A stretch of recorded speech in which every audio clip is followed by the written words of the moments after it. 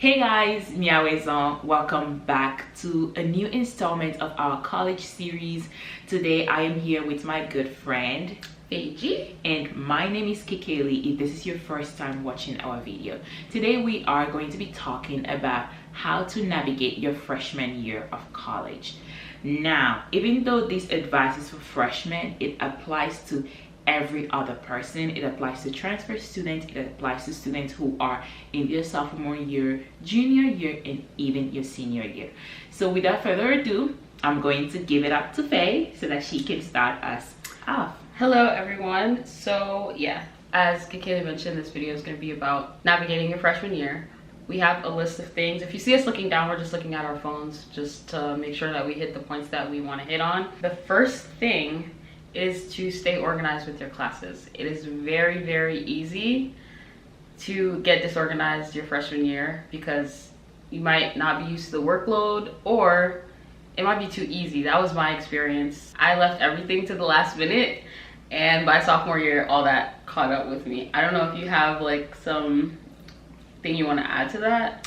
Well, I went to a community college, so just as Faye mentioned, it was also easy for me. The classes weren't that much difficult, but some students might be taking difficult classes depending on your major. So it's very important to stay organized.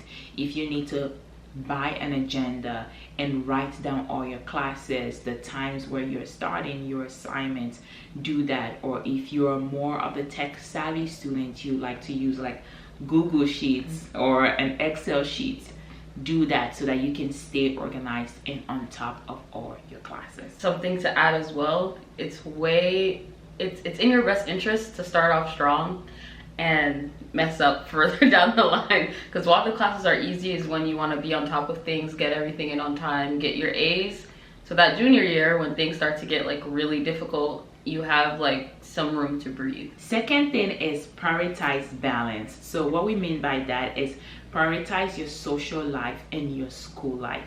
Have a balance in both. In my case, I was more like the work type of student. So I worked, saw her, went to class, and that was it. I wasn't like prioritizing, making friends and putting myself out there. I was more in my dorm for the most part, and that kind of affected my social life. Prioritize that. Have a balance. The more friends you have, the more people are going to be there to help you as you have issues along the way your freshman year. So I would say that for the first semester of freshman year, I kind of did the same thing where I was just like working most of the time, and then by the second semester I kind of like made more friends and got out of my shell more. But yeah, you want to prioritize both of those things, because if you're working all the time, you're not going to have time to make friends, and like you need people to get through like any season of your life. You need someone. So it's really important for you to have friends, but it's also really important for you not to let your social life,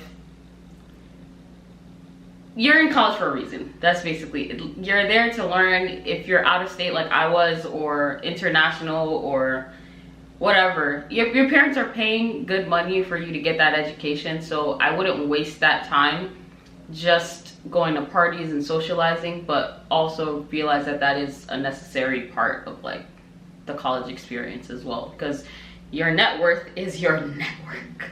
All those people you're partying with are future doctors, lawyers, whatever, which is so crazy because I've seen some future doctors and lawyers doing crazy stuff.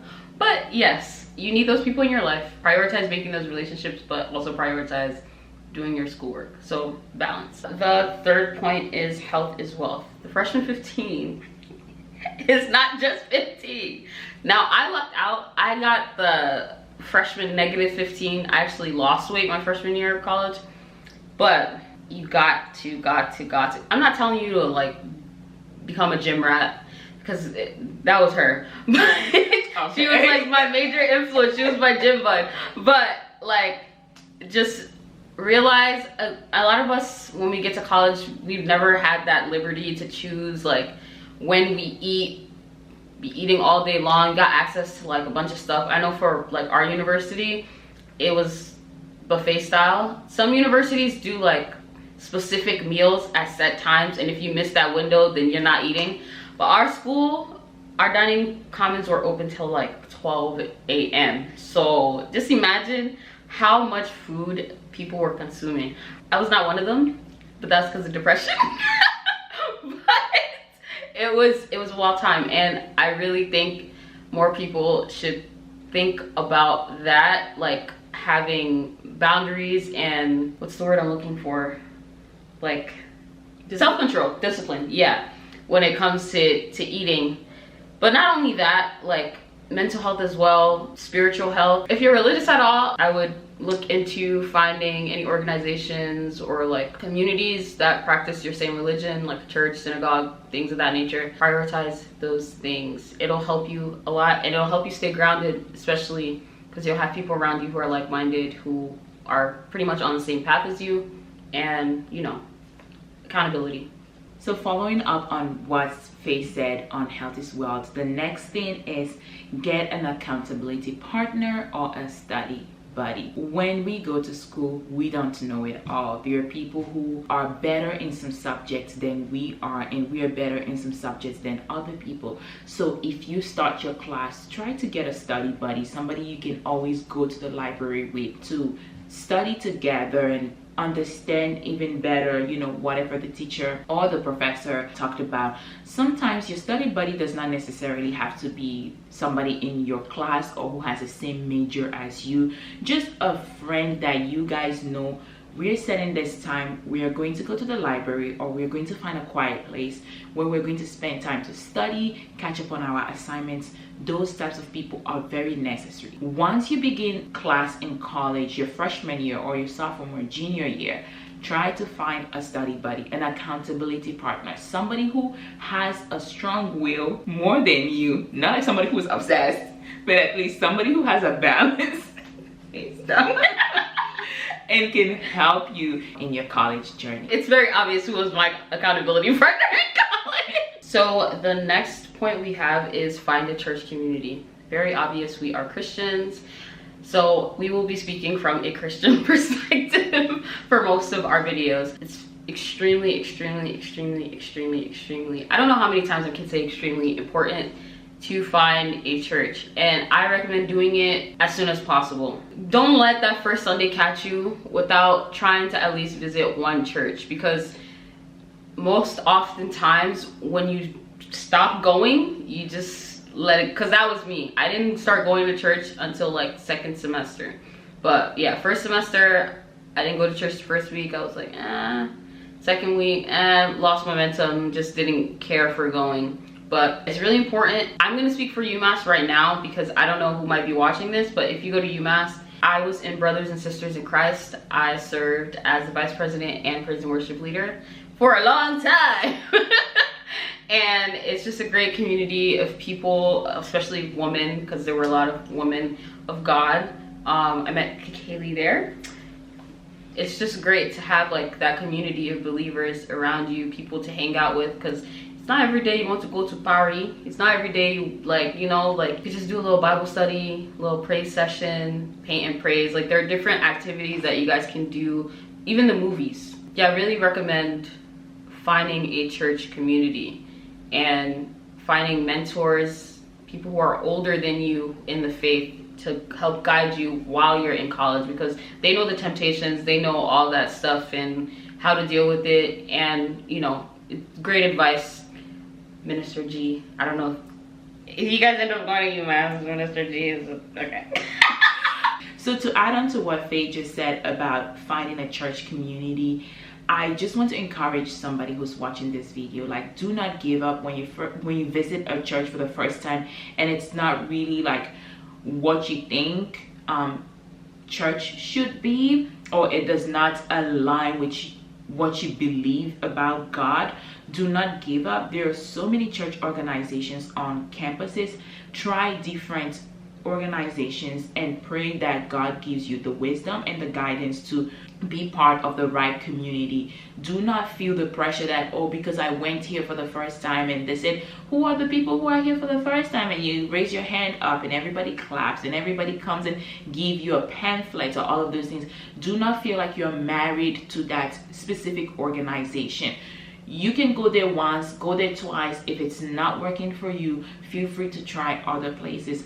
And that's one thing I wish that I did in my junior year of college. The entire junior year, I did not like persistently look for a church community. I went to a few ones and it just wasn't really it, and so I didn't keep being persistent. It was until my senior year that I got introduced to Basic. That's where I met Faye, and I just wished that I actually started earlier. So yes, finding a church community is very important. If you're going through hard times, they're going to pray with you. They're going to be there for you, just as Jesus advised us to do, actually commanded us to do. So yeah, that's my little sprinkle on that specific topic. The next is to create relationships with your professors.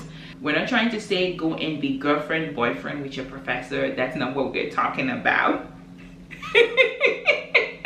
No, on a serious note, we know there are things that happen on campuses where students are in a relationship with the professor. That's not what we are advising over here.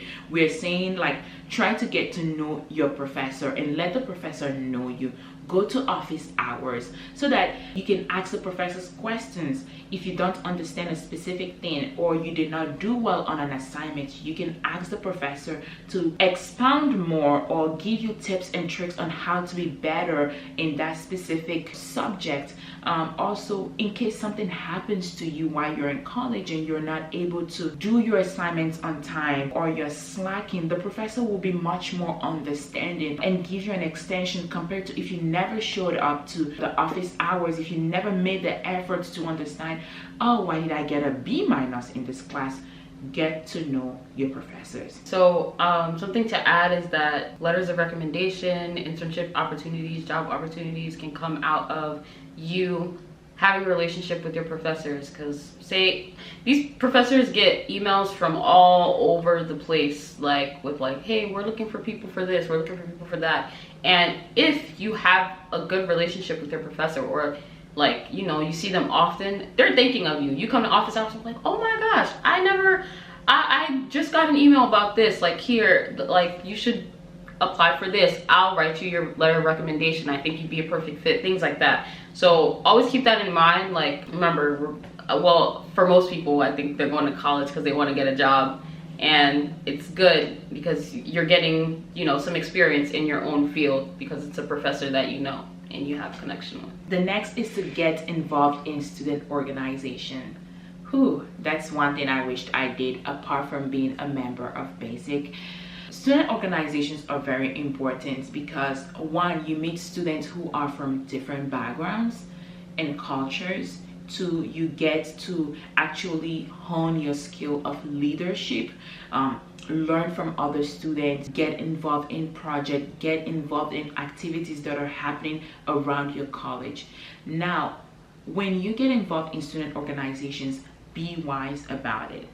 Always ask if this is a good fit for you, if this is something that's going to benefit you. There are so many student organizations on campus. I think UMass had more than 250 student organizations. We could be wrong, but you don't have to be involved in everything. We've seen students who are involved in student government. They're part of a sorority, they're part of Basic, they're doing this, they're doing that, and then on top of it, they're student athletes, and it's just too much. Do get yourself involved in a student organization, but be wise about it. So the next one is call your mom and your dad, please. I've seen so many people not call their mom, or they tell me, oh yeah, I call my mom like once a month. And most of the time it's men that do that, but guys, show gratitude, because you'll know. I know this sounds bad, but one call to your grandpa, 5-minute call could result in you getting $50 sent to your account. Not saying you're doing it for money now, but you want to call home. You want to keep yourself grounded. You want to talk to someone who you've been with literally the last 18 years about what's going on at school. And it's good to keep in touch with your family. Like, it's good for your mental health.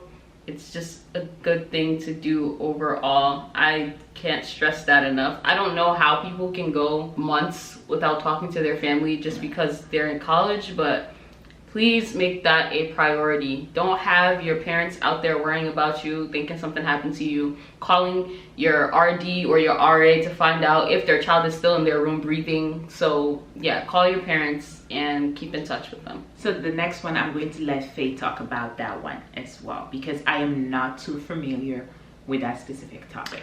Oh, disability services. Okay, I'm the poster child. Okay. Yeah, so most universities have something called disability services. If you have debilitating depression, bipolar disorder, autism, ADHD, dyslexia, anything that can affect your learning, go there. And make sure you get case manager and all that stuff. It'll help you get extra time for classwork. Say you can't make it. This could be for like medical issues too that cause like impairment. Definitely get connected, find out what resources they have at your specific university for disability services, and get plugged in right away so that it doesn't interrupt your learning experience. I also want to add that if, say, you're in college and you experience a sudden death, either in your family or your close friends or somebody on campus that you know, that's also a service that you can use. Do not just stay in your dorm room and cry all day. They provide all sorts of services, so those are people that you also want to reach out to. So you would go to Dean of Students for that, but most of the times they're like pretty connected. If you go to one, they'll send you to that next one, and we'll probably write out the situation. Great. The next one is test out of classes. So here's the thing. When you go to college, sometimes they have a list of classes you need to take in order to fulfill the requirements for your major. And I know students, your freshman year or your sophomore year, you're still deciding what specific major you want to go for. Unless you already know what major you're going for, I just highly recommend that you test out of some classes. If you know you're proficient in those classes, say for example, you have a language requirement that you're supposed to fulfill, and in high school you took either a French or Spanish or Latin or German class, and you do not want to go through the hassle of taking another language class in college, you can test out of these classes and have that specific requirement waived for you. So just a little anecdote. For my major, I didn't need math, but math was a gen ed. So I tested out of math and just got the credits for it and never had to look at 1 + 1 again. So the next one is advisors. All right, so I feel like advisors might get a bad rep. Rightfully so though, I won't even lie, because some advisors are just not it. But yeah, make sure you go visit your advisor, especially if you're confused about what classes you need to be taking and what track you need to be on in order to graduate on time, early, later. I don't know anybody who wants to graduate late, but yeah, make sure you go and visit them. Our school was pretty good with showing us all of our academic requirements. So every time something was satisfied, it would say satisfied. And like the little window would even close by itself, so you wouldn't have to look at it again. If your school is not like that, make sure you go see your advisor and actually stay on top of it. They're not going to be calling you running to see if you're doing well. If anything, they're going to get paid regardless, because most of these people are also professors. They're not just advisors, so like if you don't come to them, it's better for them and their schedule. So yeah, make sure you go see your advisor and make sure you're on top of everything so that you can graduate at the time that you want to graduate. And this is our last tip for you: watch your back. So important when you are in college for your first year. It's like thousands of people on campus. Like depending on the college you're going to, there might be 25,000 students there, 10,000 students there, 15,000 students there. You need to watch your back. In this day and age, it is difficult to trust people. And I'm not saying you should go be walking around campus with all your guards up and not trusting anybody, but it's important to be wise, discerning, and watch your back. If something ever happens to you while you're at a party, nobody's going to come there and say, oh, let us grab her, let us do this. A lot of people are all about themselves, you know, and people might leave you there and you might really get hurt. So really watch your back and pay attention to things that you say yes to and no to. Pay attention to places that you visit, when you visit, and the types of people that you associate yourself with. Thank you so much for watching this video. If you liked it, hey, hit the like button. It's free 99. Peace out. Please subscribe now. Yes. Have we offended you? We have not offended you. So do subscribe, do like the video. We will be sharing more about our college experiences, as we believe these are very important to help you on your journey to college.